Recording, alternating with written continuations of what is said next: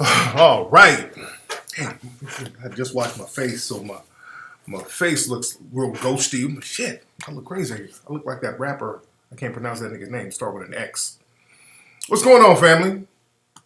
How you guys doing? I am here, ready to get into that good game with the family tonight. I'm a little bit late, about 30 minutes late, but damn it, I'm here though. I'm 30 minutes late, but I am here with you, and we're going to chop it up tonight. Let me look in the chat room, see who's all is in there right now. And before I get started, everybody be sure to subscribe to the channel so that you will get alerts when I'm on live. You get them automatically. You will get those automatically and you'll be good to go. We have the new Mink Slide t-shirts available. A lot of people have been requesting the Mink Slide t-shirts. Well, people, they are available right now. A lot of folks are getting up in the chat room right now. The shirts are available at minkslide.com. At minkslide.com.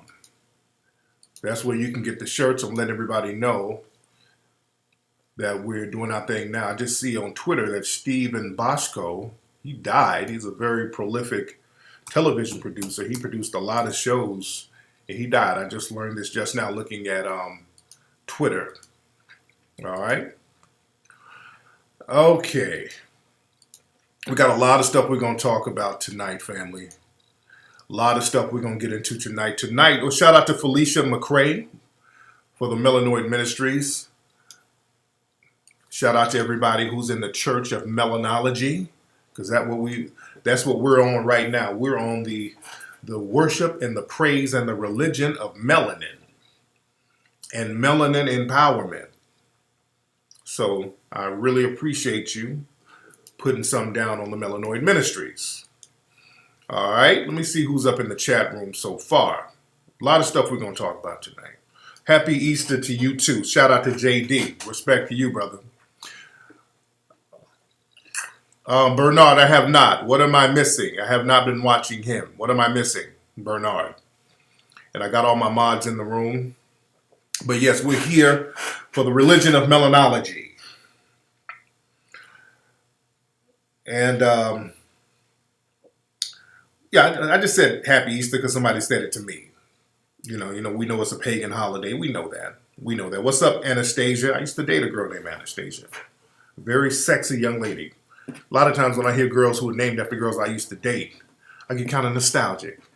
Just make sure my wife ain't listening, goddammit. All right. And then I'll have to hear who the fuck is Anastasia.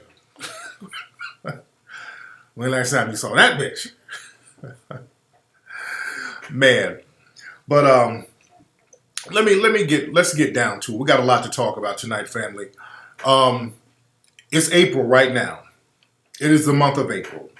And as I've been warning people for years, the month of April is very significant to white supremacists globally. Now understand, white supremacy is a 24-hour, 12-day, 12-month-a-year activity. What's up, Ola? Everybody shout out to my brother Ola. Shout out to Elevation Allah. I made my man Elevation Allah. He's a mod from Visit Black Houston. But the month of April, very significant with white supremacists, and I've broken this down so many times. It's Hitler's birthday on the 22nd, I think. It's Confederate month. They made that National Confederate month. It's Patriots Day. So many significant things in the history of white supremacy happened in April. And the white supremacists celebrate a lot of things. And they carry out a lot of specific terror attacks. The Columbine was carried out in April. The Oklahoma City bomber, he carried his attack out in April. Dr. Martin Luther King was assassinated in April. A lot of stuff happened in April. And speaking of Dr. King, you know, the 50-year anniversary of his assassination is in a few days, on the 4th. Do you know the mainstream media put out a story today about his secret white girlfriend, the secret white girlfriend of Dr. Martin Luther King. They put that out today. You dig? And it's very significant. I'm trying to look up the article so I can give y'all the headline. It's very significant that they would put that out now. And Politico put it out. Though that's one of the people. And a few others, but Politico, they put it out. And understand, the media, all of them work hand in hand. But it says, Madly in Love, the untold story of MLK's white girlfriend. And the lady's name is Betty Moitz. I think that's her name. But who gives a shit? But to put that out now, that's something to give the white supremacists something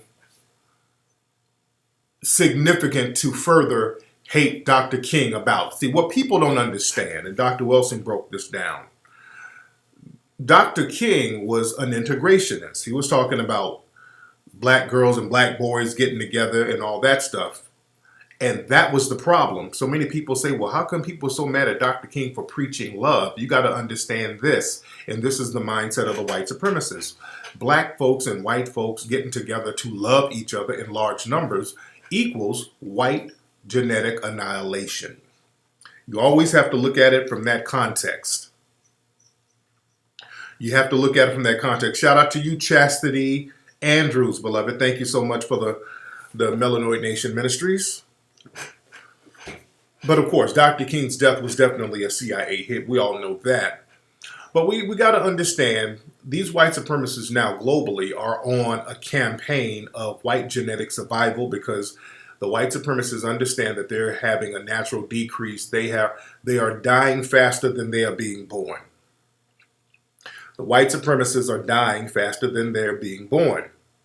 Oh yeah, by the way, I got the new Mink Slide shirts available right now. A lot of y'all been asking about the Mink Slide t-shirts. Y'all been hounding me about that. We got them. We got them in black and we got them in light blue. Real fly.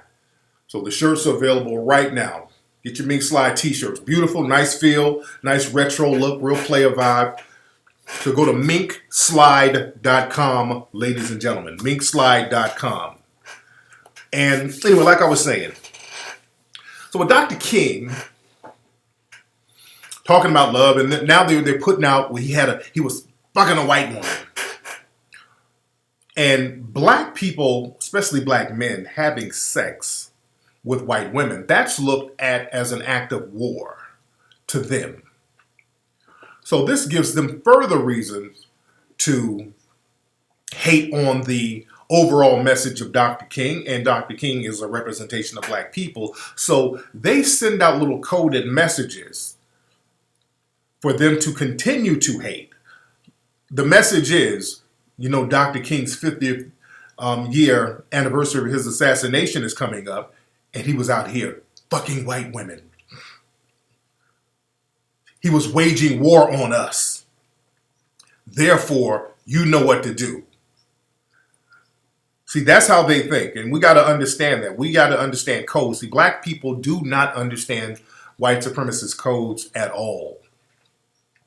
We really don't. Now, speaking of codes, speaking of the month of April, there have been memos and flyers passed around the UK and the United States for April 3rd. For April 3rd, which is this Tuesday, they have been promoting something called Hate or Hurt a Muslim Day. They've been promoting something called Hurt a Muslim Day. All right? And different, the FBI and different administrations have been looking into this as a legitimate terrorist threat. I mean, a legitimate threat of a terror act. They don't really call white supremacists terrorists, but there is a legitimate threat that there might be something done on April 3rd because these white supremacists are spreading these pamphlets all around. Hurt a Muslim Day, punch a Muslim Day. They've been really promoting this. What's up, DJ Scrap Dirty? Shout out to my dude Scrap Dirty. Scrap Dirty, I'm gonna make you a mod in here. Hold on. I'm gonna make Scrap Dirty a moderator in the room. Everybody say what's up to Scrap Dirty. Scrap Dirty, you are now a moderator in the room, my brother. But yeah, they're talking about this punch a Muslim Day thing. And understand this. What's up, Kiki Naturalista?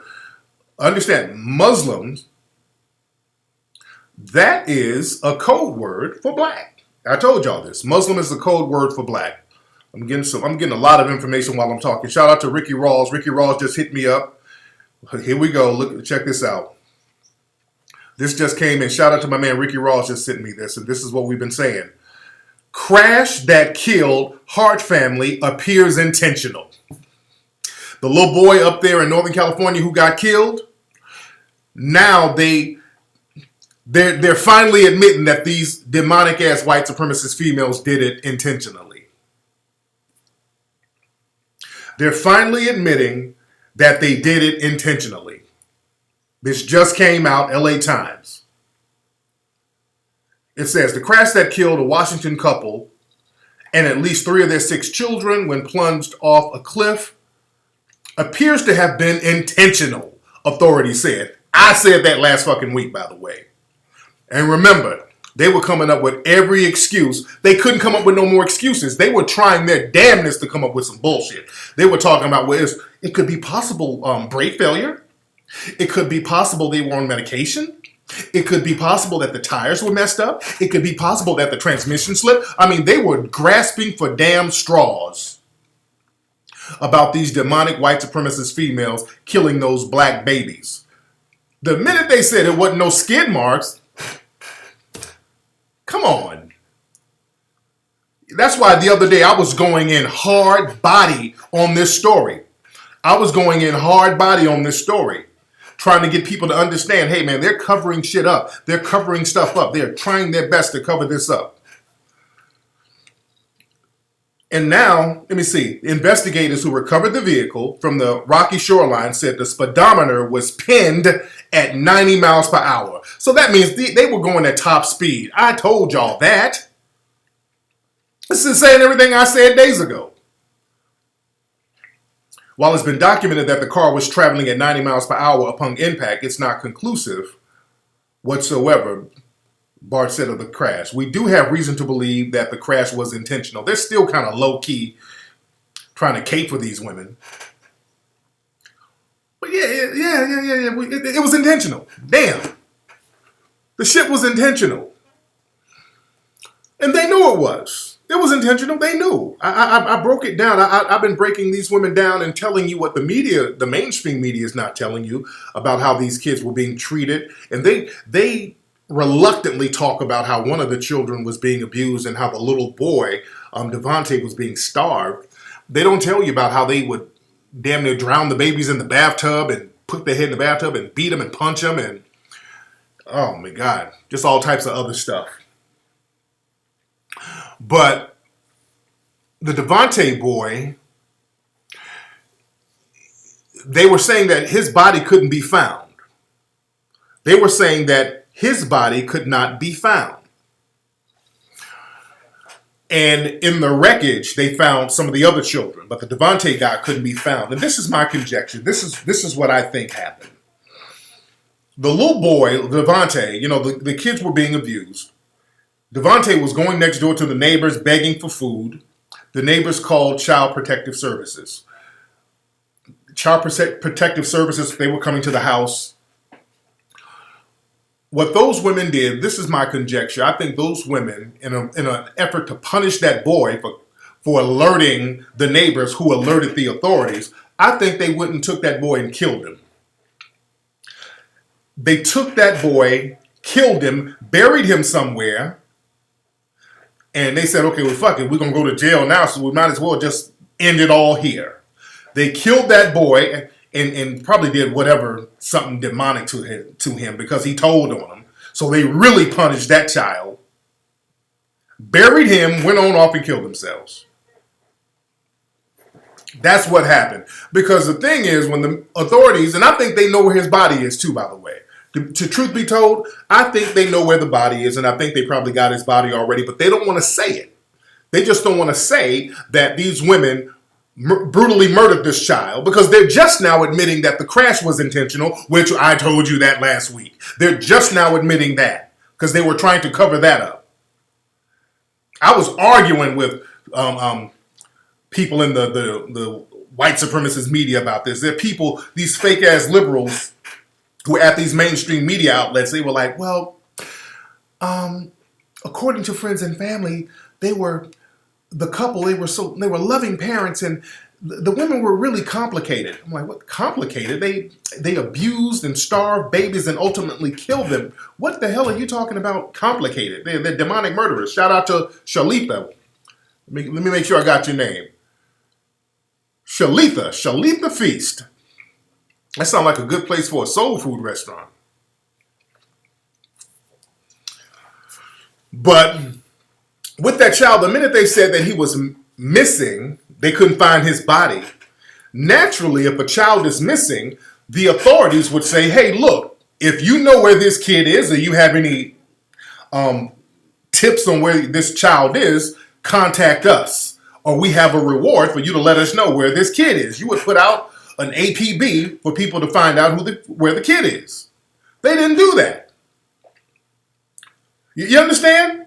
They didn't do that. So they knew that the boy was dead somewhere. They were just trying to find a way to kind of spin this thing. Yeah, those old demonic ass broads, they harmed that boy. And we got to understand this. We got to understand this, family. When it comes to children, these white supremacists, when you attack children, you're setting a precedent. And also when you're raising children, see, the white supremacists, they know how to play chess. They know how to play chess. They know how to be very patient about certain things. These white supremacists, and you notice a lot of these suspected white supremacists are raising black children. And I talked about this the other day. Paul LePage, the white supremacist governor out of Maine, he has a black child. You know, Sandra Bullock, she was married to a damn white supremacist suspect. She has an adopted black child. We see what Charlize Theron, who's a white Boer, South African, she has a black child that, you know, she dresses up as a girl and all this shit. But understand this. When these people are raising our children, they're playing chess, because what they do, you raise these children in your household and you keep them isolated and you beat them and you treat them like slaves. You're fucking them up mentally. A Madonna, that's another one. But you got these children, they're really confused, and a lot of them turn out moist and sexually confused. You get these children and you raise them, and you got to understand this. When you have a child, a black child, raised around some of these suspected white supremacists, getting brainwashed and indoctrinated, when they grow up, they unleash these people into black society, and then we wonder why there's so much turmoil. When these people grow up, if they grow up, but when they grow up, you know who they are? They're the Paris Denards of the world. You understand? Some of these people might be the Don Lemons of the world. Some of these people are the Sage Steels of the world. You understand? You see some of these moist coons that we see on Fox and CNN? Some of these people become the Sheriff Clarks of the world. Understand, Sheriff Clark grew up around a lot of white kids. Sheriff Clark grew up around a lot of white kids. So when you have that, a child coming up around these white kids, you come up with a super coon. That's what they make. They make these super coons and put them into strategic positions around us. It's not a coincidence that the super coons are the ones on the news, are the ones who are the sheriffs, are the ones who are the police chiefs, are the Jesse Lee Petersons. They raised super coons.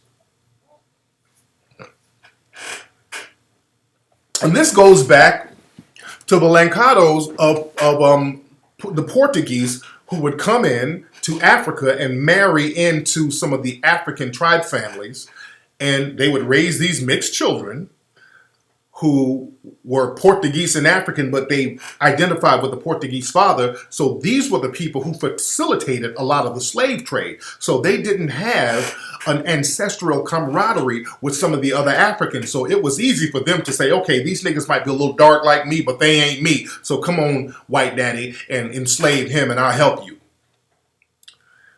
It was a lot of those mixed Negroes, or who had an Arab parent and a black parent. Those people mixed in with Haiti is another example. It was that mulatto class who turned on Dessalines. It was the mulatto class, the ones who were mixed with black and French, who were the ones turning on folks. You dig? Over when I was in Zanzibar, off the coast of Tanzania in Africa, I learned about this dude, Tipu Tip. He was a big-time slave trader over there. He was mixed with black and Arab. You dig? He was a big old coon. He was a big, rich coon. He was dark-skinned coon over there enslaving the shit out of people. Tipu Tip was balling, rich dude. You understand? So we got to understand that we have people out here who will help the white supremacists facilitate their reign of terror. Now the white supremacists are getting so bold. I put up a clip on my Instagram page where these two girls, they were at a mall and some white supremacist female started going in on them. And one of the girls was like, hey, why are you messing with us? You messing with us because I'm brown? And the white lady said, well, first of all, she's black, talking to the other girl. And they were like, she's not black. She's Moroccan. And the white supremacist lady was like, well, she look black to me. See, y'all think y'all going to try to hang on to some kind of exotic bloodline somewhere where you're going to escape black. Y'all better get off that shit. These white supremacists don't give a fuck about you talking about you Moroccan or none of that shit. You dig? That white supremacist female was letting you know what the damn deal is. You better listen to these white supremacists. They don't give a damn about no Moroccan and you mixed and you Dominican and they don't really give a fuck about that. Puerto Rico still don't know that yet. They were there, they had y'all electricity out. Trump is over there antagonizing the people over there and they still, ay blanco. You understand? Y'all still trying to hold on to some kind of camaraderie with white daddy. It ain't popping. You understand? Y'all gonna learn the hard way. That's why I say it's a lot of black folks, not all of us, but enough of us, black Americans, we're the ones who really, and not even all of us, because we got a lot of coons within black American society, but many of us, we understand what the game is. Because we've been directly up under the white supremacists. So we understand what the game is. Where are my Mississippi people, man? Shout out to my people down in Mississippi. You know, in Mississippi, I saw an article today. You know, Mississippi, they got a lot of white supremacist gangs in Mississippi. They got like the Aryan Nation, all of these white supremacist gangs. And there were laws created to really combat those gangs. They put all these gang injunction laws down there in Mississippi. And an article came out today that 100% of the people prosecuted by the gang laws in Mississippi are black.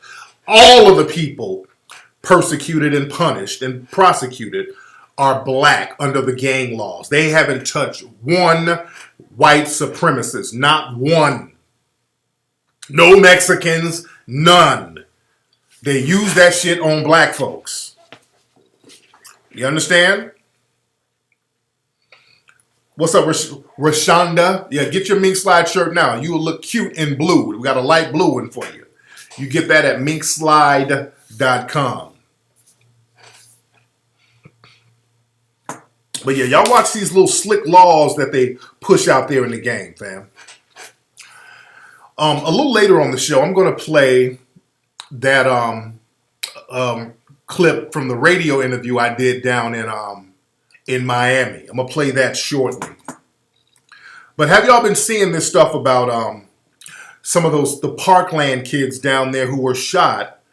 The NRA and all the heavy-duty white supremacists are going after them.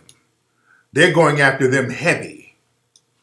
And they're being very antagonistic towards those children. And you got white supremacists like Ted Nugent going in on them, and a lot of the NRA. And this is something that we got to understand too. And I broke this down on a show not too long ago.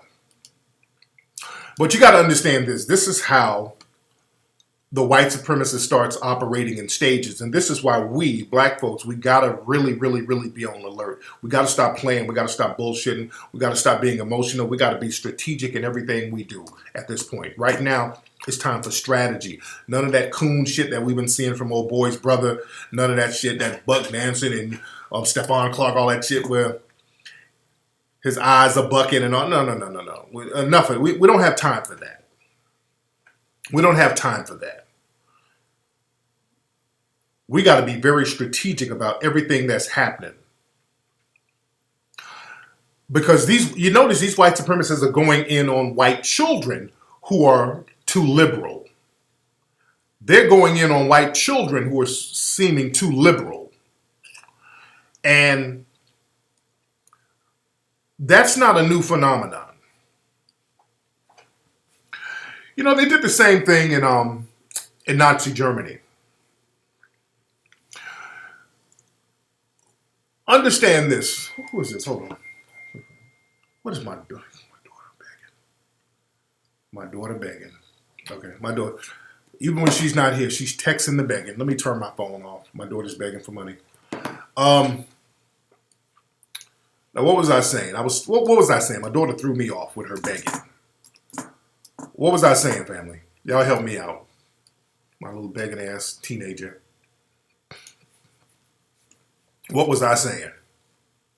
And my eyebrows still a little janky. For those who don't know, I talked about this the other day. My eyebrows, there was some peel-off mask that fucked me up. But now I'm good. So stop asking about my eyebrows. We're talking about some real shit tonight. Oh yeah, so I was talking about the Nazis and how the Nazis targeted not just Jewish children. Not just Jewish children. Nazis targeted German children too, white German children. The ones who were not physically or mentally fit. You understand? I want y'all to follow me on this.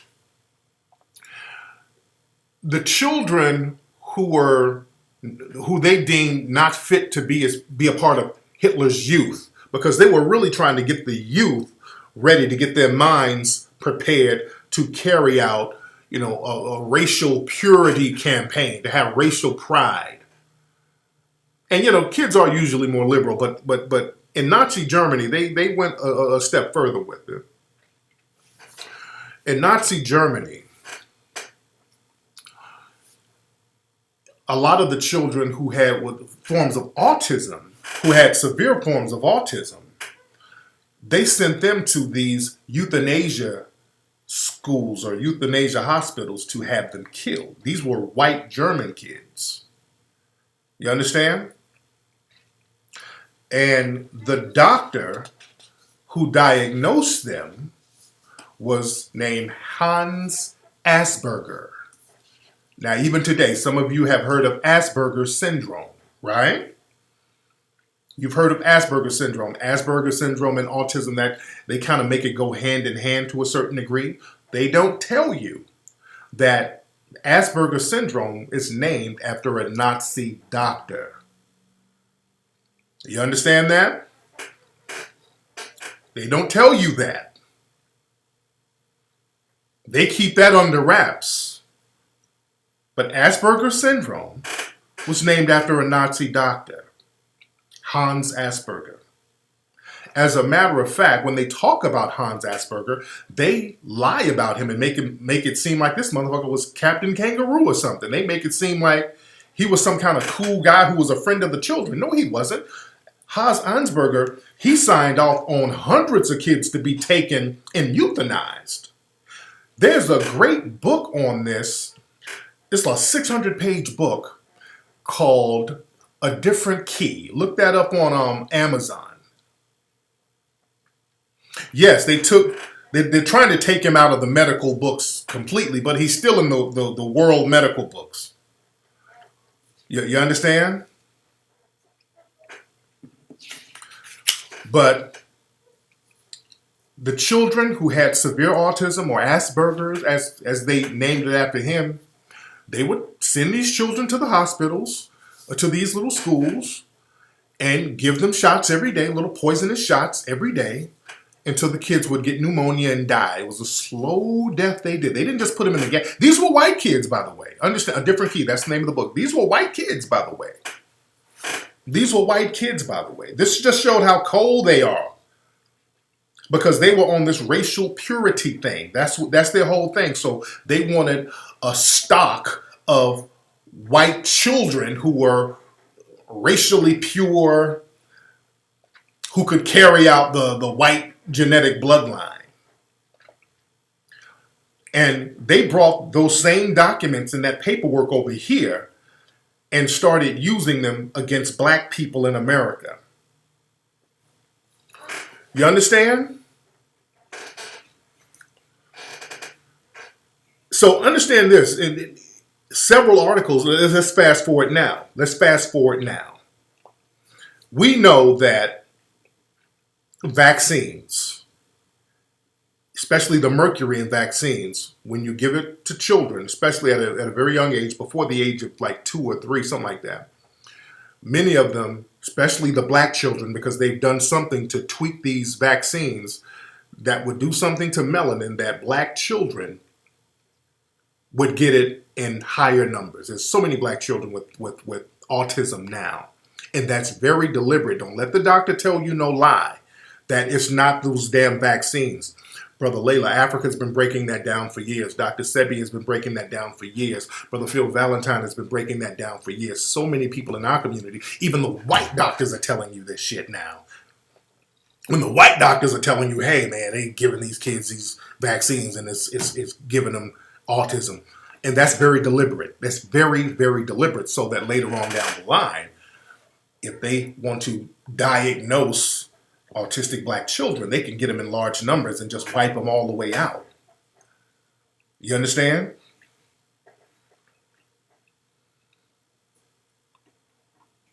No, I'm gonna bring the receipts.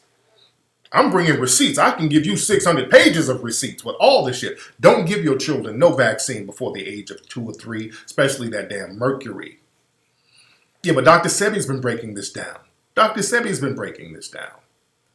You understand?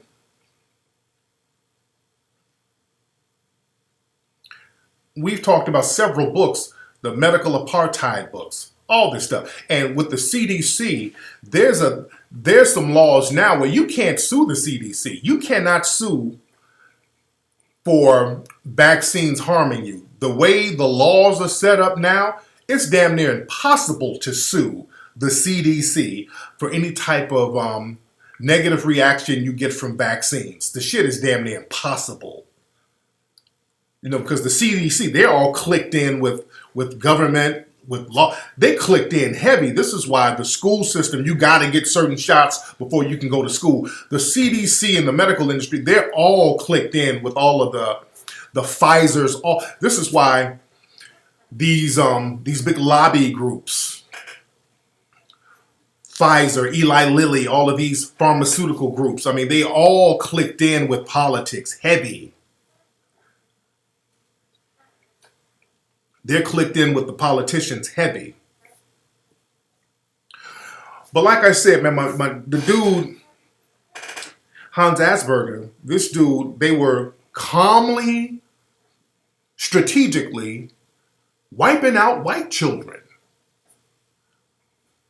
And once you get that mentality where you are willing to wipe out children of your own race in order to make sure other children are going to be this racial pure stock, which it kind of backfired because there's a natural decrease and the white supremacists are dying out anyway. This just goes to show the mentality that they have. Do you think they give a fuck about a black child? They'll do this to their children. You understand? They will do this to their own children. This is why I tell black people about this protesting. Who are you protesting to? Don't nobody give a fuck about us getting killed out here. These white supremacists are completely 100% indifferent.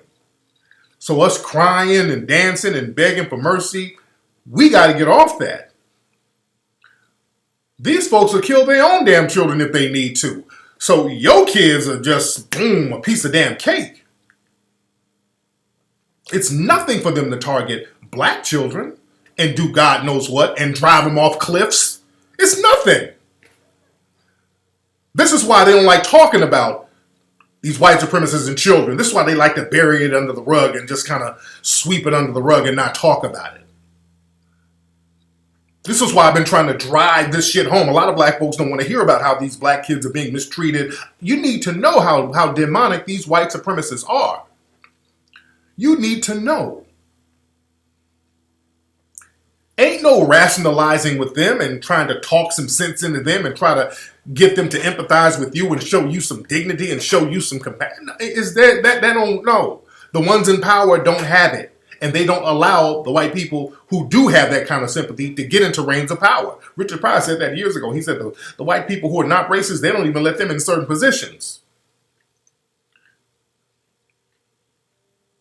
So this whole thing where we're marching around and trying to find a white supremacist with a heart of gold, that ain't gonna happen. These people are cold and calculating. While and the video of Stevante Clark or whatever the fuck his name is, the brother of the guy who got shot. He's going up into the city council meeting with the mayor and all these people, dancing around and crying, bucking his eyes, and they're just sitting there calm and cool with a check from the damn police union in their pockets. You dig? We think jumping around, being emotional, that's doing something. No, we got to stop jumping around and start sitting down and start thinking. See, they don't want you to think. When you start thinking, you start coming up with solutions. When you calm down, then you start coming up with stuff. Just walking around in a circle, chanting and dancing, we got to cut that shit out. You got to stop, think. We got to stop, think, strategize. What's up, Miss Braxton? Oh, yeah. You say something's wrong with that dude. It's just coonery. Just coonery. Nothing more, nothing less. Now, I want to play that interview I did. I've been talking about doing this for the last week, and I'm going to play it today. Now, I was down in Miami. Shout out to my brother Carl, the promoter. I was doing an interview on Jill. I can't think of what's Jill's last name. So I'm on this radio show, and shout out to them. They played our record, which was good. They played Mink Slide. You know, the audience loved it. By the way, minkslide.com to get your shirts, minkslide.com. And, I appreciate them for playing it. But my thing is, if people are playing our record, that's fine. But what I will not do, just because people are playing our record, I won't sit there and be a coon with you. I won't sit there and, when we're having a conversation, people start talking crazy. People start talking out their ass, and I'm not just going to sit there and go along with it. I'm not going to sit there and go along with it.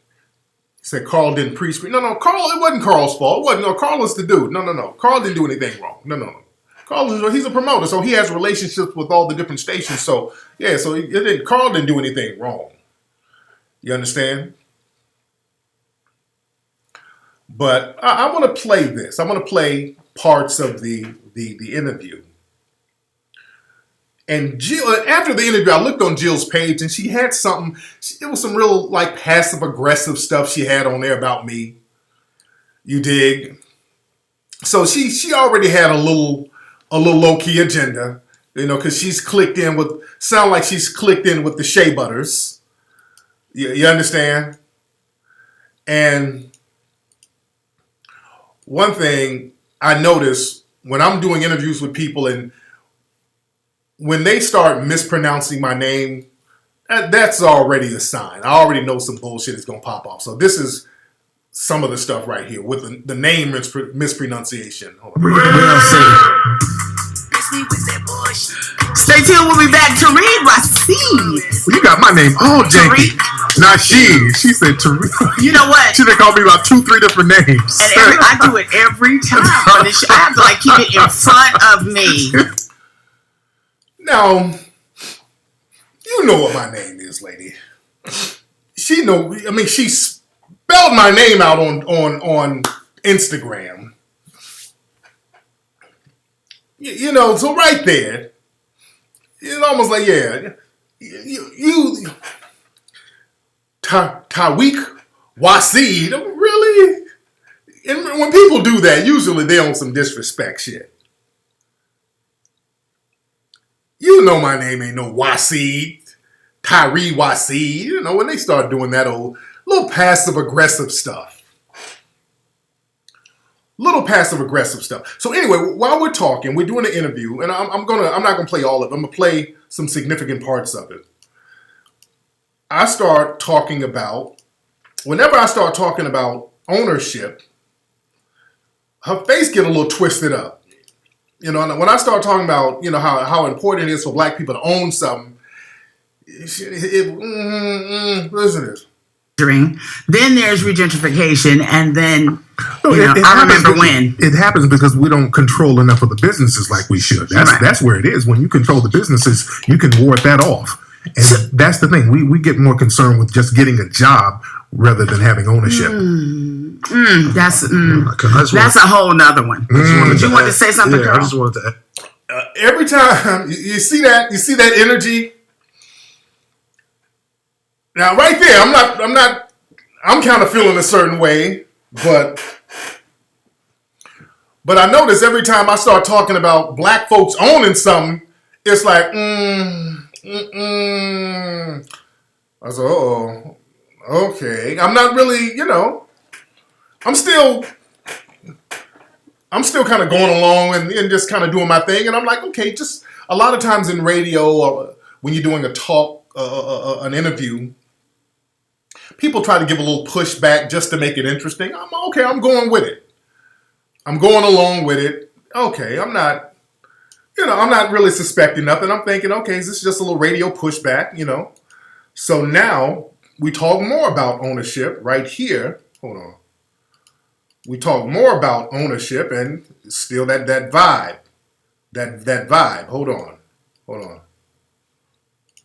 Point in order to, you would think that the space that we're in right now, we're supposed to be trying to level the playing field for those that are going to come behind us. Right? How important do you think ownership is? Because you seem like you're a little ambivalent. No. I think ownership is everything. I don't think that there is any wealth without ownership. Right. At the same time, I know where we are. I know what it's like to try and get, 4 organizations together to raise money to send kids to D.C. Do you know what I'm saying? And, we don't have no money. And the fact that we got to raise the money anyway, and these kids, Oprah, etc., have given them almost $30 million to do this. Why we got to raise money for this bus? Did somebody? Now, if you don't know what she's talking about, you're not alone, because I don't know what she's talking about either. All right? So it's not like you're hearing something out of context. When you point out something, she starts babbling. It's just start talking in circles.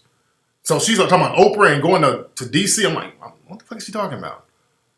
So she's just kind of rambling. It's not out of context. She's just rambling at this point. All right? There's all of that, right? But so I know what space we're in, right? And we are not in a place where there are enough of us in that energy that can buy a team. Yes, if Oprah, etc., they'd have been done it. I don't know what she's talking about. That's why I'm like, I don't know what she's talking about. I don't know what she's talking about. And there was a lot of that. It was a lot of that just talking in circles stuff. Hold on, there's some more stuff here. Hold on. We're talking about, they start talking that unity stuff. Hold on. As police officers. That is our big issue. These people killing us with impunity. And that should be our focal point on what we can do to thwart that. Okay. But we can't get together to the point to, just like you said, that's a lovely blueprint, that we get together and open businesses and start to take ownership of our communities. What is going to make that happen? Us. You said we got money. We do. We got everything we need right now. Yeah. Except unity. So what is not the even answer? unity? Unity, no. Okay, Unity, that's well, another code word. Unity, message. because we got this thing. We need to be unified. Let's get together. No, get a code. We don't have to be together. Just get a code. Just be on the same page mentally. That's it. White people don't get together. A white person in LA will be on the same page as the white person here when it comes to dealing with us. They know how to get on code. It's not about getting together in unity. It's about being on code. I don't know, because I think that, okay, so I like the example of the fact that in our community, it is not a part of our maturation to learn about money at an early age, right?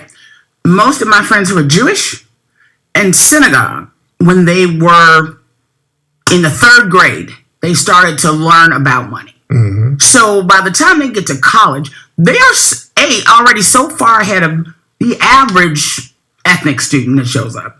And then they've Okay, no. Keep that in mind. It's her Jewish friend, okay?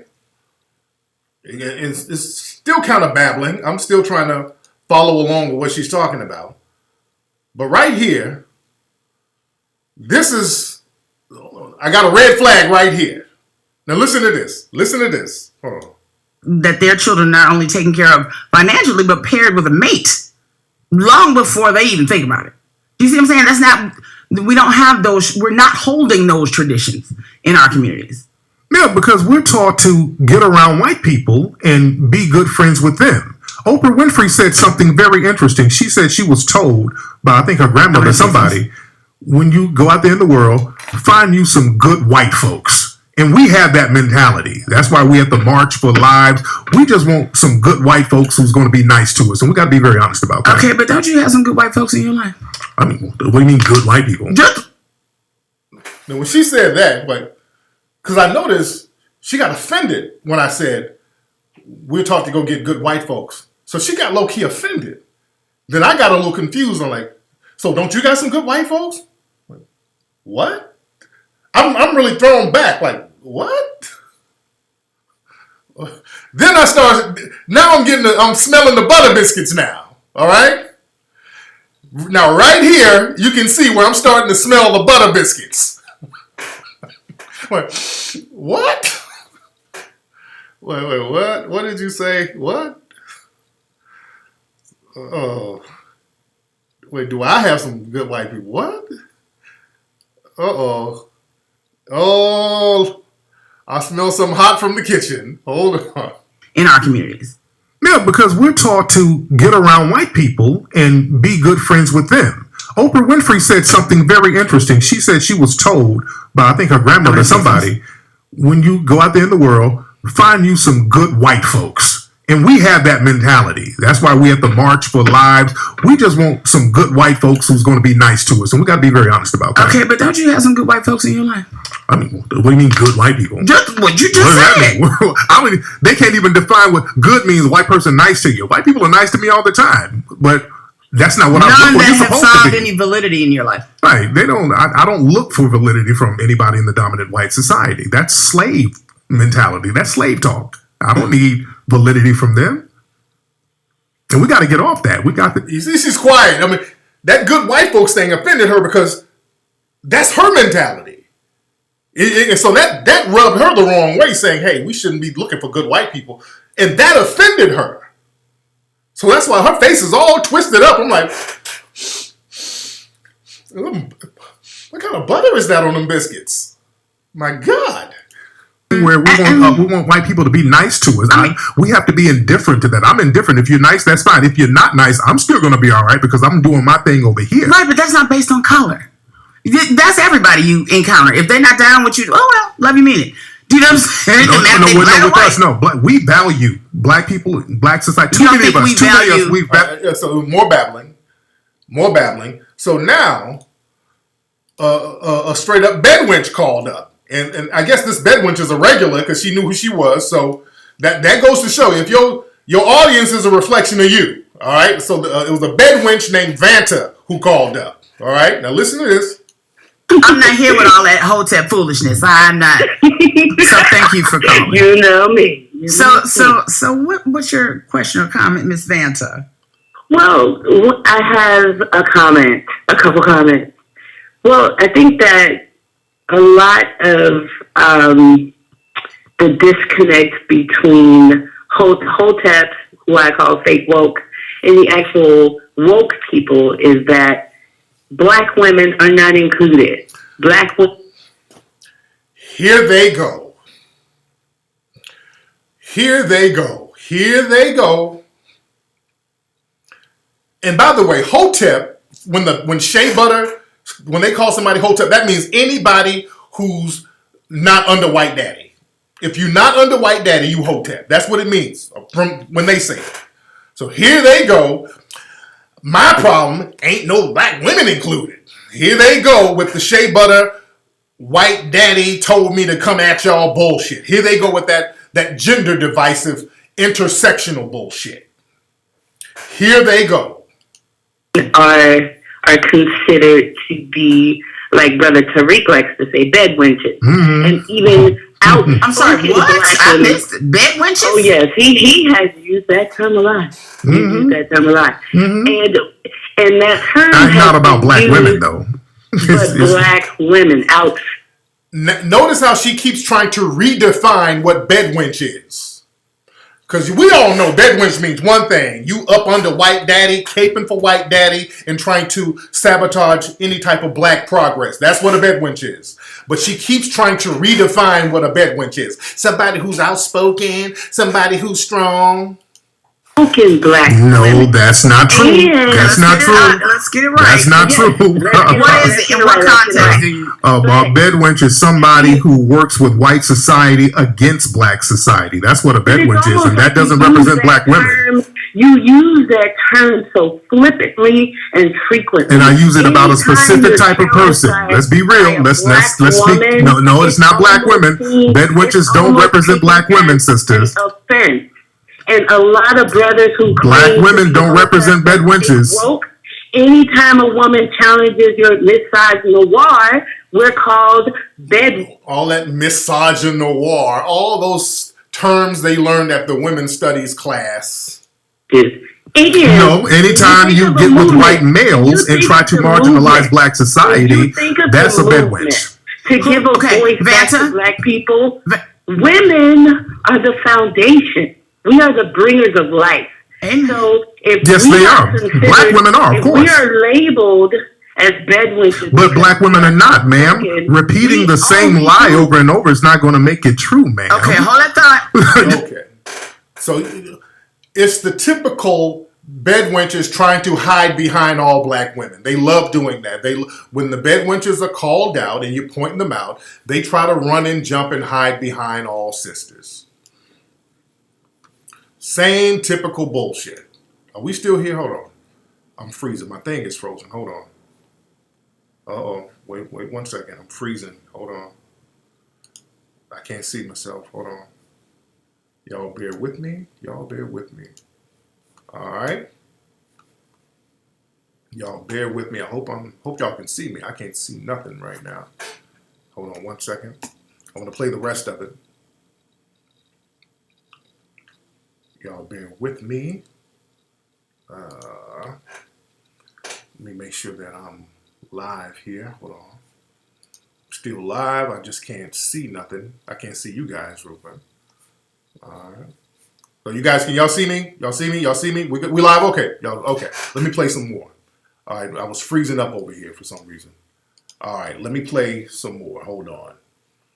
And this is when I actually asked her about who she's dating. And notice when you ask somebody and put them on the spot, they start doing the coon laugh. All right? Hold on. I'm here. There she is. Got her. Okay. There we go. All right, so Vanta, you just heard Tariq's song. It's time. Like he's stepping right. I heard a little bit. I give a brother that. It was nice. I will give you that. That's cool. Okay. That's cool. However. But you feel like that he... Vanta, are you in an interracial relationship? Actually. Oh, boy, the coon laugh was real loud, wasn't it? Oh, the coon laugh was real loud. Boy, that coon laugh was a cackle, wasn't it? I'm here. Let me play that again. Okay, there we go. All right, so Vanta, you just heard Tariq's song. It's time. Like he's stepping right. I heard a little bit. I give a brother that. It was nice. I will give you that. That's cool. Okay. That's cool. However. But you feel like that he... Vanta, are you in an interracial relationship?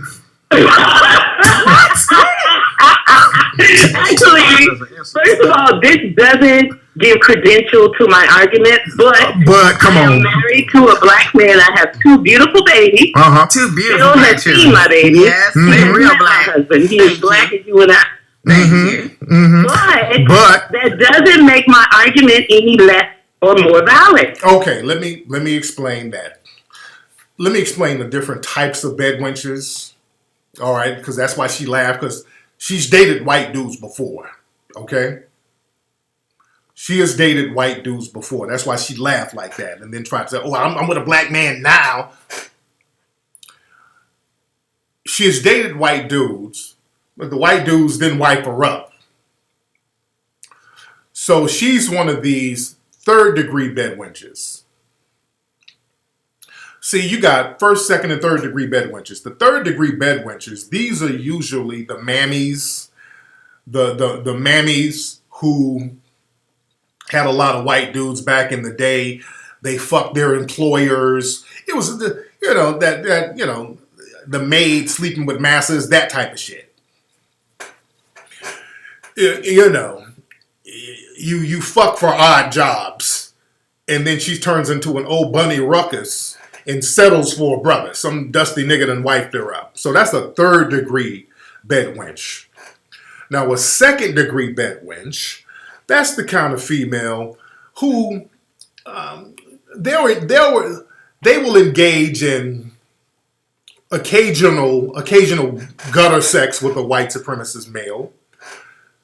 They'll dip in and out, and they try to hide it. They're opportunists. They'll get around some of the white supremacist males, and they'll go along to get along. So they try to hide it. They try to front. They're like, well, he's not really white. He's Italian. They'll try to downplay it. But the minute white daddy get in the room, they start bucking their eyes. So they dib and dabble in it. You dig? They're like opportunists. That's the second-degree bed wench. You dig? Like, for example, I would say Eve, and I like Eve, but I would say Eve would fit the category of a second-degree bed wench. Because Eve, she's dated brothers, she's down, but I've heard Eve say some low-key plantation shit about her and her husband, which make me want to raise a couple of flags. She said, well, my husband tamed me. What the fuck you talking about? Okay, that sounds Eve said her husband tamed her.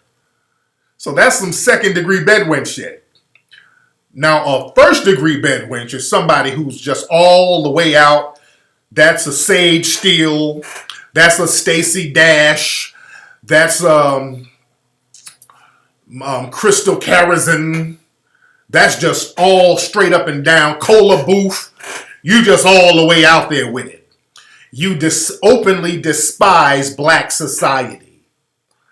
You just openly despise black society, and you are a wannabe white supremacist your damn self. That's a first-degree bed wench. She's like just completely, you all the way out there. You're a Republican or some shit. You understand? You can't stand black society. You one of them. What about black on black crime? You a first degree bedwench. You just all the way out there. You dig? So this chick right here sounds like she might be a third or even second degree bedwench, but sounds like more of a third degree bedwench. You know, reminiscing about her bedwenching days. She might still be at the job, giving the boss a little reach around every day. You dig? But let me play some more of the third degree bedwench, because it gets more interesting. Hold on one second. All right, hold on. She's met with vitriol. Can you give an example? Give one. Hold on. Osing, Joy DeGruy, Carol Anderson, Shahrazad Ali. I put and prop up some of the baddest sisters out there that nobody can compare with. That's great, but it seems to me, and I've watched you for years, it seems to me that any time a vocal black woman challenges your ideals or your beliefs, she's met with vitriol. Can you give an example? Give one example. You know the sister, what's this sister's name on Twitter? Feminista. This chick started caping for Fraudinista. So you already know the bullshit she's on. All right? When you start caping for Fraudinista, you have antagonized that woman. That's not, ma'am, ma'am, that's not true. Ma'am, you can't be dishonest. That's not true. That's not true. Fraudinista has trolled. She's a troll. Ma'am, you're not being honest. Ma'am, you're not being. She's a known troll, ma'am. Okay, so I'm like, that person is a known internet troll. Okay. That all she does is troll people on Twitter.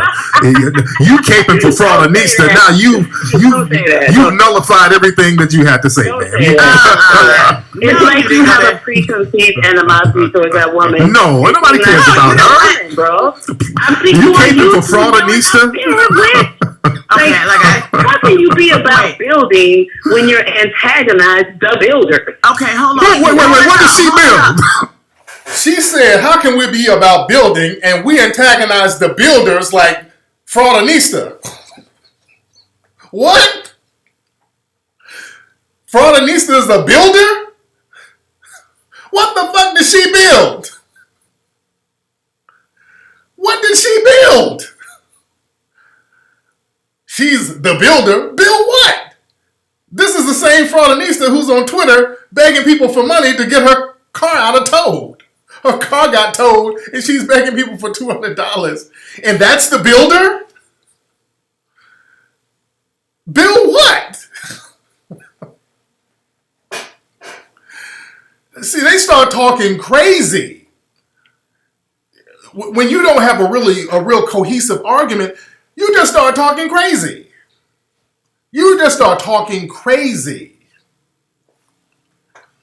Who's coming? Who's at my door? Hold on. Is that Mama Peanut? Now look at my son, Mateo. I'm going to play the rest. Why is my son, Mateo, out here in the coast? We're going to my mom's house.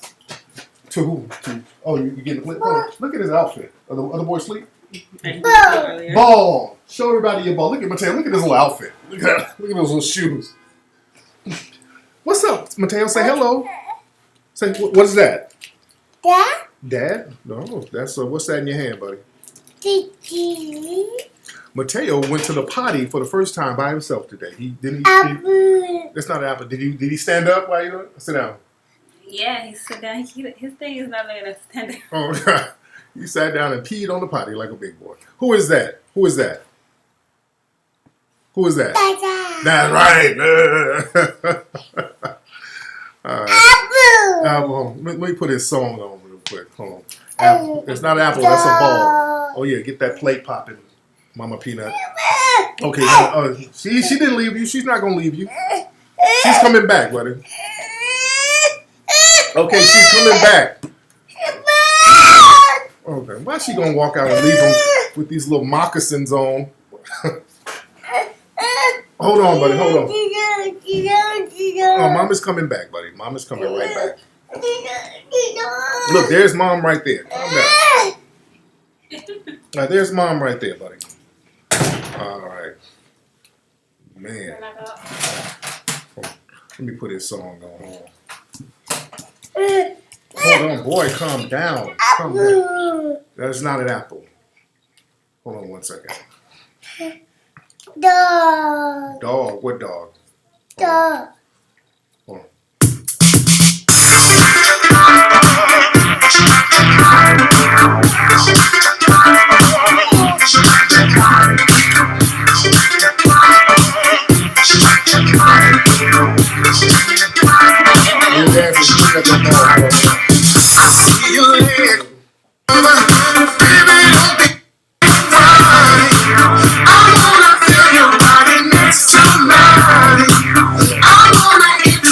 Myself to you, 'cause you feel me all alone, and I gotta let you know it's time for you to take my hand. It's time for you and I to dance. It's time to get you on the floor. It's time to get you out the door. It's time for me to keep my game. It's time to get to know your name. All right, let me finish. Dog. Oh, no, they knocked out. You gave me the. Yeah, earlier. Okay, cool. All right, go on, Mom. Go ahead. I'm gonna finish the show. All right, go. Bye-bye. All right, bye. You want to say? No, I gotta do something. All right. All right, sorry about that, guys. All right, sorry about that. All right, let me finish playing this. All right.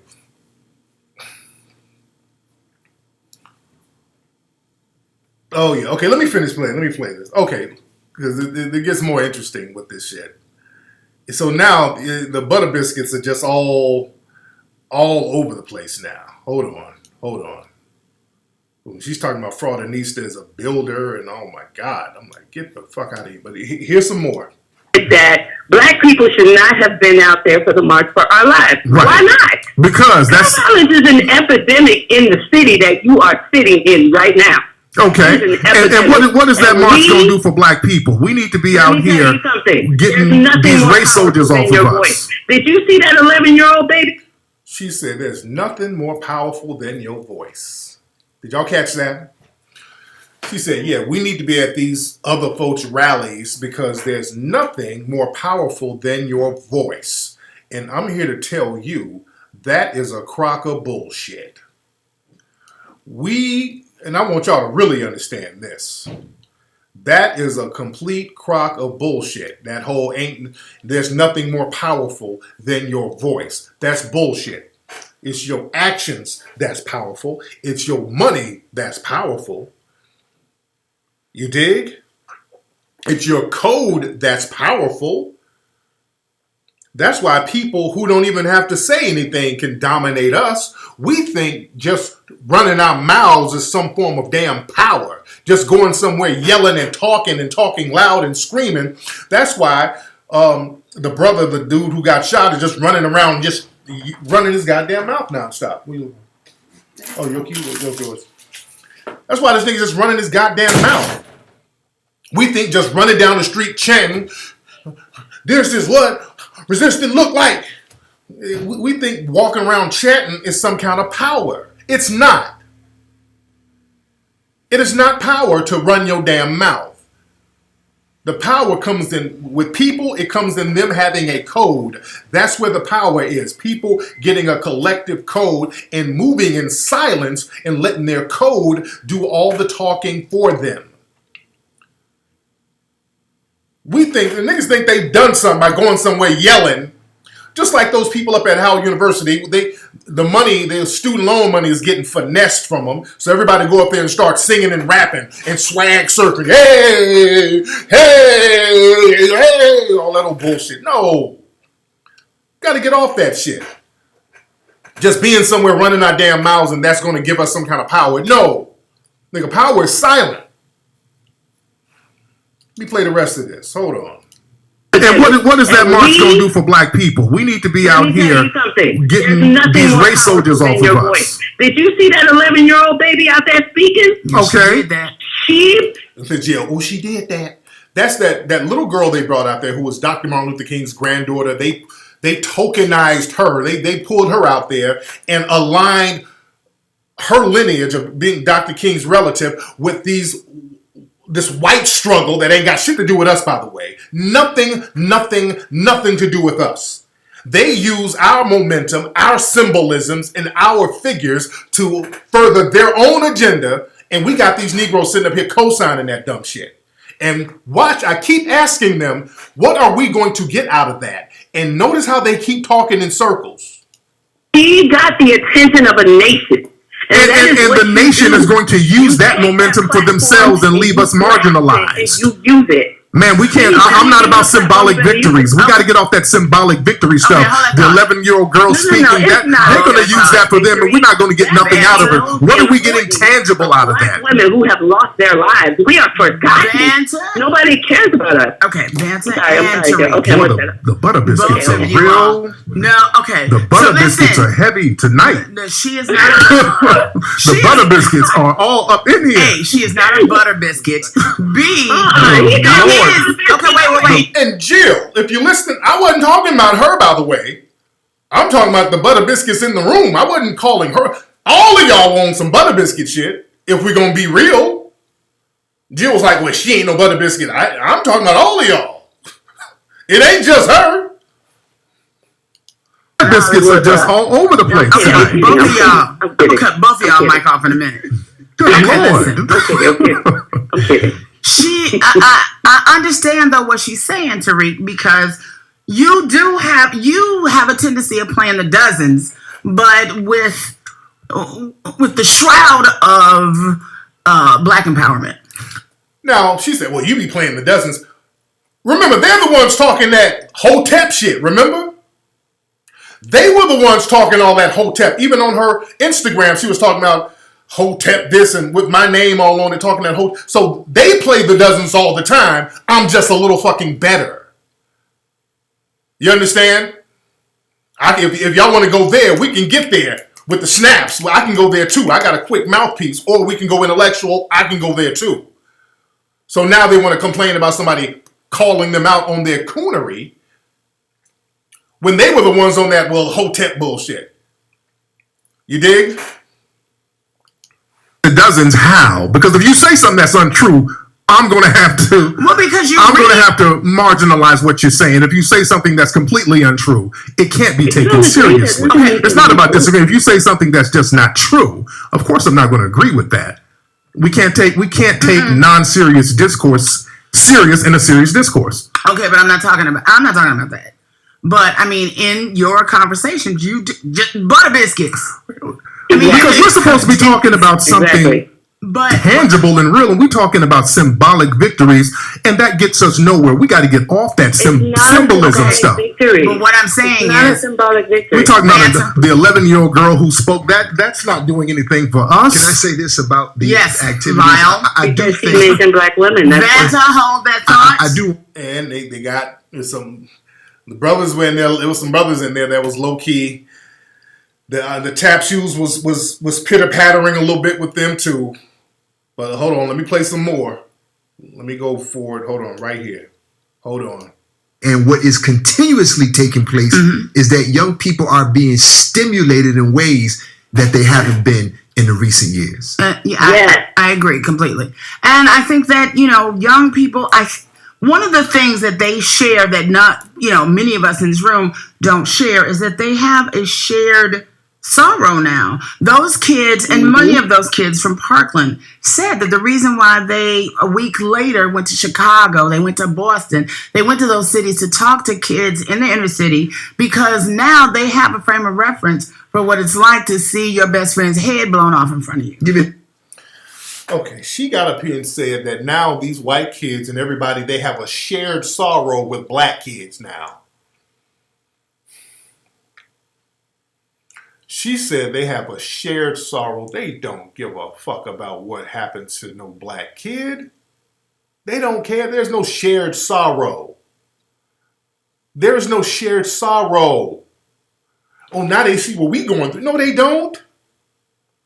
No, they don't. They're just putting your asses They'll get a couple of black folks and have them march with them and be like, hey, these black folks are getting beat up and we are too. So give us all the praise and the money and the resources because we're just like these people because our school just got shot up and we're white and these black people have been going through 500 years of oppression. So now we're equal.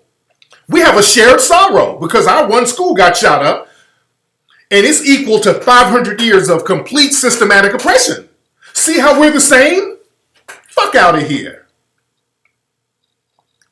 No, we ain't. That's bad what happened to the school. We ain't the fucking same. We don't have a shared fucking sorrow. We don't. And that they love getting the Butter Biscuit Brigade up there to talk that shit for them. Man. You have a frame of reference for that, and you can't even be in that space if you don't know what that feels like. But so they felt like, okay, wow, okay, this, I had no idea. I didn't think this would ever happen to me, and it did. So now we have a common interest, and together, all of us can fight this. That's what I think is a beautiful thing. Together, all of us gonna fight it. Okay, fight what? Because our problem is these race soldiers killing us. How are we gonna fight that together? How we in this together? That's coon babble. How are we gonna fight this together now? Now that school shot up, oh, I know what it is to be oppressed now. So let's fight together. Okay, so let's get to it. Now, when I ask how this is gonna be done, we get more bedwench babble. And that's what I'm saying when you doing say something that their mommies and daddies will never do. Right. Give So when you say, $19,000 can't to the you hood to connect and can't you make see sure the the guys validity in should- that? No. Okay, so if you No, think we're gonna get to and the there's no commonality with them. We're being used as pawns. What do y'all think is going to happen for us with these marches? What do y'all really think going on? We got to be very I really real about think this that- conversation. We got to stop playing with this. What's going to happen with these marches? They know what's going on with us. There's no common. They know that we're being abused. But now that they're being shot, they use the momentum of our civil rights movement to but bring they- focus to them. they What's going to said- happen for us? I think what's They going to said happen to us clearly- depends on what we do. Thank you. See, They not what said they do. clearly we They're had going to no. always have their agenda, Right. but what we going to do? I'm sorry, Jill. I gotta jump in, and let me tell you why. My wife was the assistant principal for the feeder school for 11 years for that school. Notice no answer. And no I gotta answer. be honest with you. And when the twins were born, we moved to Coral Springs. My Right. son still goes Okay, to. I'm gonna have to fast forward it because there's no answer. There's no answer. It just kind of goes on. Hold on. As Yes. it's kept, we're also seeing the quiet rebellion of the slave master's children against Exactly. their own mothers and fathers. Right. And they gave, and I believe that they gave the inner city some light, a voice. You know, I really don't think that they expected a little white boy from Coral Springs Parkland to walk up and to live walk in the up. pork and beans and Right. be like, listen, we need to talk. Right, and Right. you know, So okay, Tariq, Right. back to you, Tariq. That's what I'm saying. I don't know why. Why I'm don't you still see the waiting on validity an in that? answer. Y'all haven't answered my question. Which was what? What's going to happen for us with this so-called coalition that we have with the white society seeing our pain? What's going to happen to benefit us? It is going to benefit our children to be a part of that movement. Remember that How? John Lewis. We gotta get off. We gotta get off the bus and do something in our room. Hello, somebody. Remember that John Lewis was 19 on the Edmund Pettus Bridge. He was 19 years old. They were. No, they can't. You see, they can't answer that. I'm just asking simple. I'm not. This is not a trick question. I'm asking anybody. I wasn't asking any trick questions. It wasn't a gotcha moment. Okay, if this is a big time coalition that we should all be a part of, and man, that little girl, she said that. If we need to be a part of this big old coalition, what are black folks getting out of it? Well, in Selma back in what? That's why in this, if y'all saw when I was doing the interview live, I'm just like, my God, I'm trying not to be rude to just walk up out of it. The Kundalini spirit was just on 10. Kids, right? That is the only time in your life when you feel fearless and you have that level of momentum. Yes. So to say that those kids can't get together and change this, like would you have marched across the bridge? Is that what you're? No, I would Okay, not well, have marched across no bridge. So y'all see, boy, I'm like, oh God, you can't. When people have this mentality, it ain't no getting through to them. It just ain't no getting through. Now, what's the difference between the way they were talking and Jesse Lee Peterson? I told y'all, with Jesse Lee Peterson, don't think that he's some kind of anomaly because your parents and your aunt and your uncles in your family think just like that. You dig? Your family, many people in your family, our families, think just like Jesse Lee Peterson right there. That sounds like damn near Jesse Lee Peterson talk almost. No. Okay. Well, then you'd have never got us here. So why would I listen to you? Here where? What did that march do? What, they got beat up on film? I may say this, Brother I'm Tariq. standing- Brother Tariq, I may say this. Well, you're Brother not standing here because they got beat in the Brother Tariq, brains. attention, No. Brother Tariq. Okay, go ahead, brother. If I may say this, good brother. Go ahead. I know all of us who have achieved any level of Okay, let me fast forward. Because, I mean, it just kind of goes on and on in circles. Hold on. And I'm like, oh my God, when is this shit gonna be over? I'm like, when is it gonna be over? Hold on. So all right. So I'm gonna go back to Tariq. Mm-hmm. So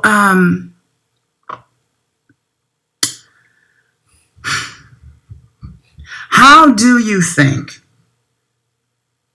that? No, better yet, do you think that these kids are going to be able to have the same movement on gun violence in America that the children of the South had on civil rights? What impact did the children of the South have on civil rights? And y'all listen to the way I sound. I'm just so done. The coon spirit just drained me. I'm so done with this shit. I was trying not to be rude and just get the fuck up and walk out. It's just all right. I'm trying to be cordial. I'm here. You're here because the people had a code and they thwarted the economy. They affected the economy by withholding their money. That's where it was. And they had businesses in order to offset that. That's how you do that. True. The reason they keep propping up the people who are marching and singing is because that's what they want you to continue to do, because you don't just march and sing. No. You do that to bring the attention, but you're supposed to be building behind And the they scenes. did. That's what I'm saying. That's how we're here, because they did. They did build behind the scenes. But we're not building enough behind the scenes now. I don't want to give props to symbolic things. How do we know that those? I'm telling you, we're here. We live here, and we know what is going on with these kids and the communication that they are making with inner city schools. So to say just What? Okay, what then? What are they doing for inner city schools, meaning black? What? They can't answer that. What they communicating?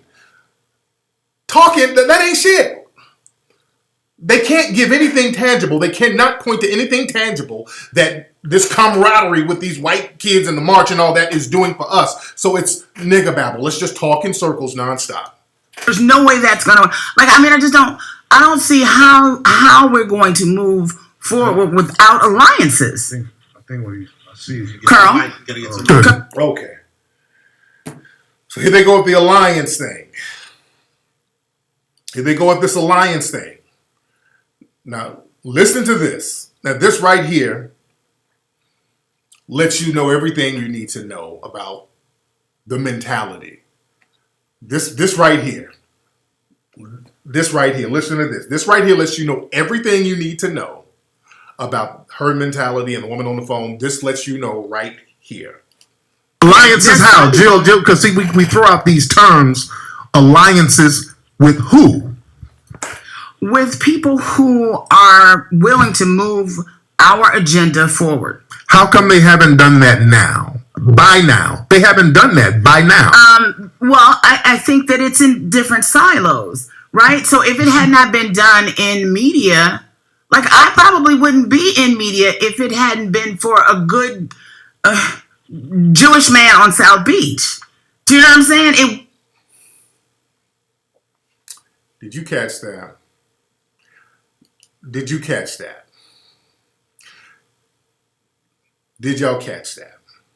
She was about to say good white folks, but she caught herself and then tried to clean it up a little bit as it was coming out of her mouth. She started to say if it wasn't for good white folks, but she caught herself and then switched, oh, good Jewish man.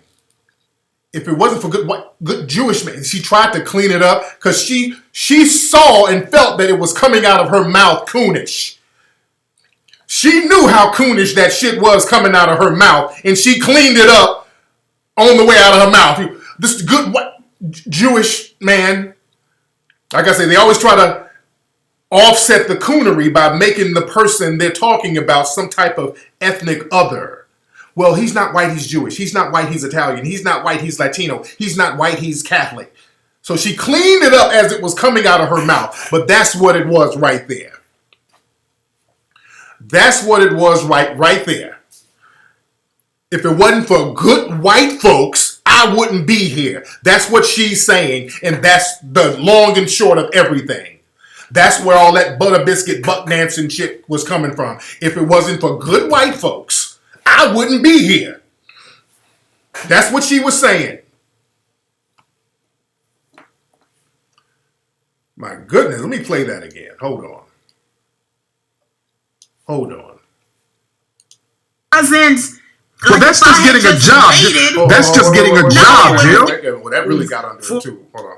Agenda forward. How come they haven't done that now? By now. They haven't done that by now. Well, I think that it's in different silos, right? So if it had not been done in media, like, I probably wouldn't be in media if it hadn't been for a good Jewish man on South Beach. Do you know what I'm saying? It wasn't. Well, like, that's if I just had getting a just job. waited- That's just getting a No, job, Jill. it's getting a career. This is not just a job. I have a career. I can. She said, I don't have a job. I have a career.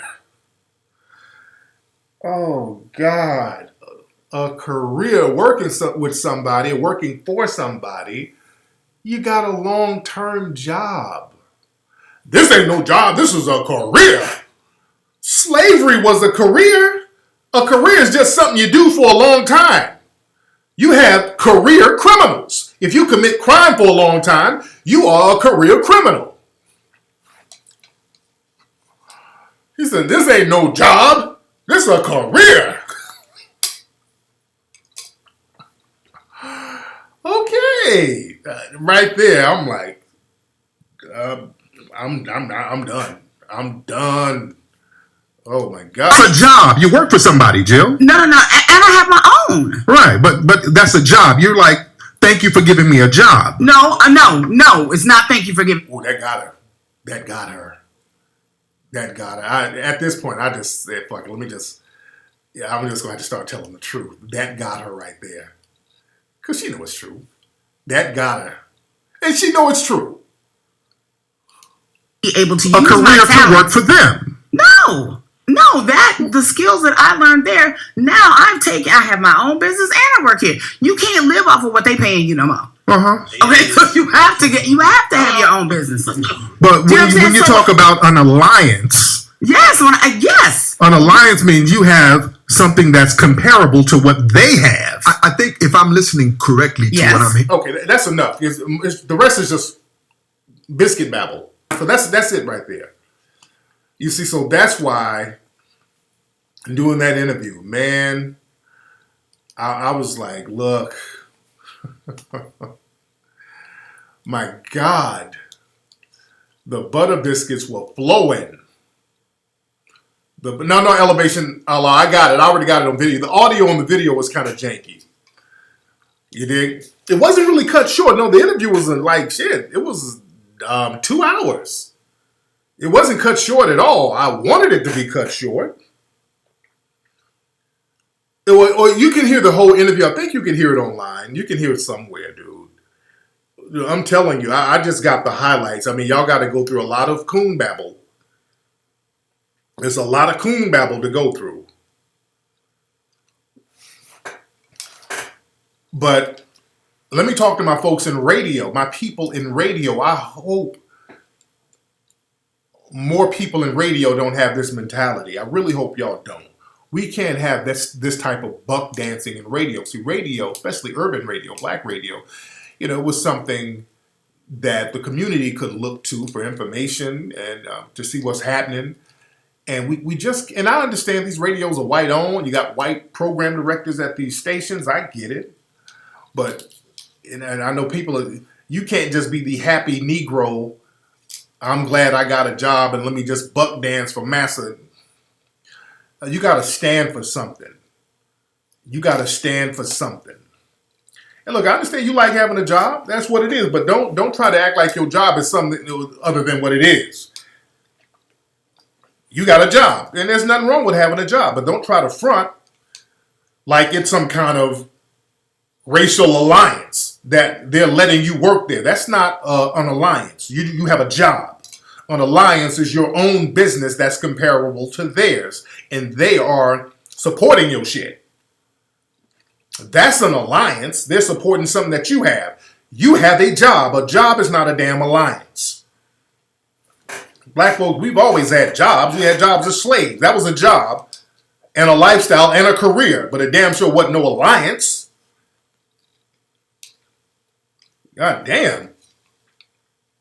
And calling it a career, making it sound better, you still get your check punched by somebody else. That's what it is. So that you ain't got no alliance. That's just a job. Ain't nothing wrong with a job, but don't try to sell bullshit. I'm not knocking a job. I'm not knocking that, but don't try to turn that into something that is not. Talking about it's a racial alliance. And if it wasn't for the good white folks, the good Jewish man, you dig? Because what happens, a job is a job. You go there, get your money. The average black person, you know, you go to work, you know what it is. Like, I gotta go deal with these old dumbass white supremacists today. It's a job. You go in there, do your job, you go home. You ain't in there, I just got a career. You ain't, no. The average black person who got some damn sense, they know what it is. You ain't going in there with no illusion. The average black person, you know, my woke folks, especially my 300, you know, when you go to work with folks, and look, when I'm in Hollywood, I get hired for certain projects. You understand? When I go in there, I know what it is. I'm like, I just got some alliance. Let me go in here. Hopefully they don't say nothing crazy to my ass to make me walk up out of here, but let me go and get this little money and I'm out. You understand? Yeah, you go to work, you got some sense, you go to work, you go home. You ain't all up in there, thank you for giving me some alliance. You gave me a career, I was grateful. If it wasn't for civil rights, let me call John Lewis and let me go visit Selma. And thank you. Fuck out of here. That's buck dancing. That's buck dancing, dude. You're trying to make it something other than what it is to justify your buck dancing. See, that's the thing. Folks want to get up in these jobs and then they want to justify their buck dancing, and then you get too comfortable on these damn jobs. Talking about you got a damn career. Meaning that I'm going to be up here buck dancing for massa all my life. And they'll still let your ass go. And the minute they let you go down and call Benjamin Crump. I want to file a discrimination suit. Now you done found some blackness. When they fire or they lay you off and hire his dumbass cousin to work there, which is what they do all the time. They lay black folks off and then hire they auntie to work up there in your place. All of a sudden, you want to file a civil rights lawsuit. Now you see the racism now. Now you see ain't no alliance no more.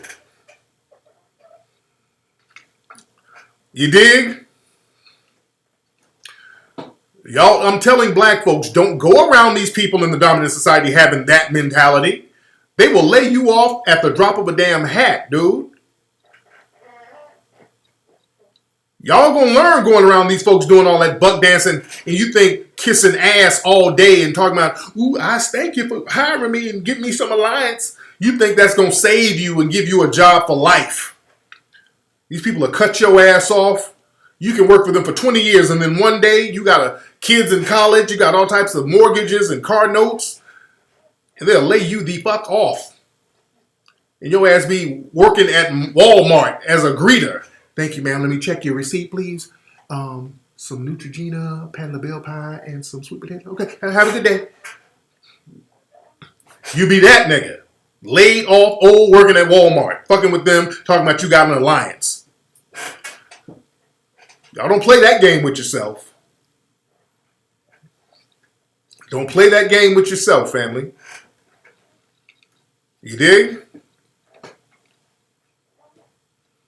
Yeah, ain't no alliance, but that is a very interesting interview. But my thing is this, and I say this to all my radio folks. Shout out to my radio people. I want my people in urban radio. We gotta be more conscious of what's happening in the community. I know that you're happy to have a job. You understand? But my thing is, because people are playing my group's record, I appreciate that. And that benefits me. And it benefits my group that people will play our record. That's fine. You benefit me. But the thing is, if you're benefiting me, but you're talking the kind of language that's detrimental to the people in the city you're in, collectively, you're giving them misinformation, talking about some kind of fake ass alliance that doesn't exist. Now, I can sit up there and shut the hell up and just get my record played and just be like, just kind of go along with the bullshit you're saying. But the problem is, that would make me a coon too. You understand? And I'm not a coon, and I'm not going to be one just because somebody's doing me a personal favor. You dig? It's not worth it for me, for everybody to get misinformation, but you doing me a favor. No, that's why I won't do that. Because I know people, you got young people listening, and they need to hear some real information. They need to hear real information. And I'm not going to deny them getting real information just because I'm getting a favor done for me. They're playing our record. Because look, we got to get off that, well, I'm getting mine on a personal level. This is why we all got to get this mentality where we're all on code. If you're not on code, you got to get checked. You got to get checked on that. You got to get checked on that. We all got to be on that code. And cooning is cooning, and buck dancing is buck dancing. You dig?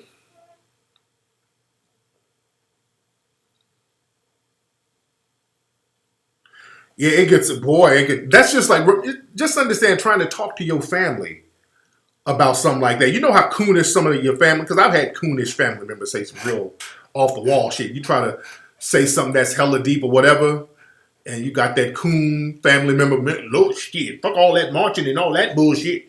I just got me a job at the plant.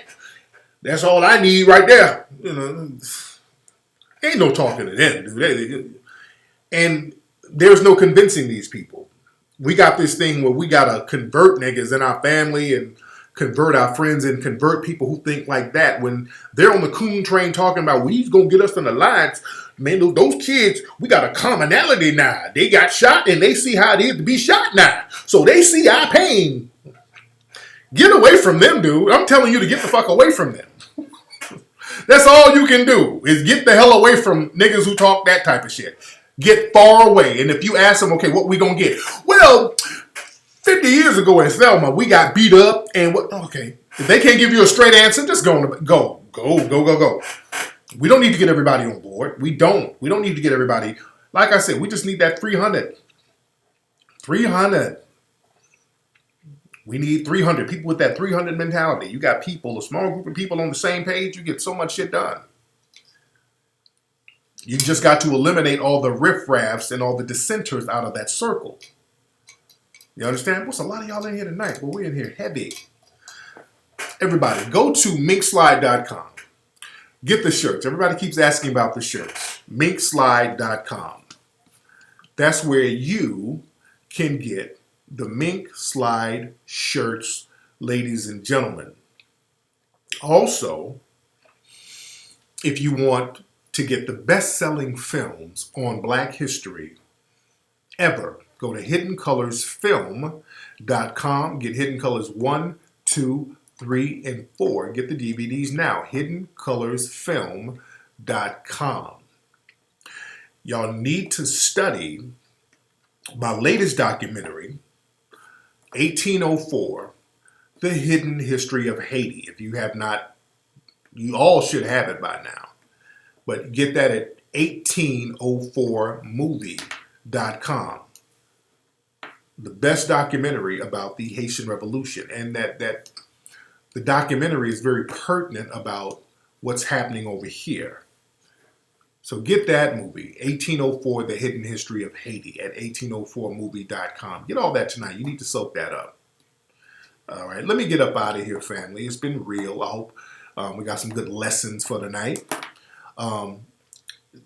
This Tuesday on ISM Radio, we're back. We're back on ISM Radio doing our thing.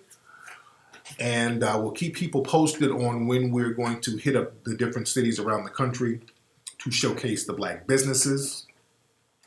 Also, don't forget our email. If there are children in need, you need help, you need some resources. If somebody is harming you, if you are around some suspected white supremacists that are depriving you of anything, or anybody, if you are a child in need, you can't go to the authorities, you need some resources, you need help, and you're serious, email. We got an email, TariqTime818@gmail.com. Got that? And I'm about to be out. Everybody, subscribe to the channel right now. If you haven't subscribed, everybody right now, I don't know where the subscribe button is, but subscribe to the channel now so that you'll get alerts when I'm on live. All right, I'm about to be up out of here. I will holler. I thank everybody for the super chat tithes. Respect to that. Everybody, thank you so much. And I'm going to be up out of here. Y'all be good.